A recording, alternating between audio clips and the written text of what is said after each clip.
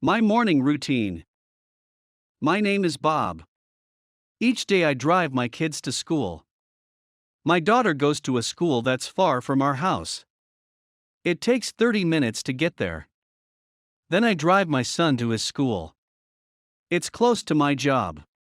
My daughter is in the 6th grade and my son is in the 2nd. They are both good students. My daughter usually sings her favorite songs while I drive. My son usually sleeps. I arrive at the office at 8:30 a.m.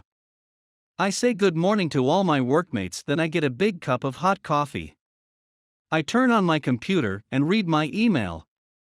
Some days I have a lot to read. Soon I need another cup of coffee. Did you understand the text? It's time to answer the questions.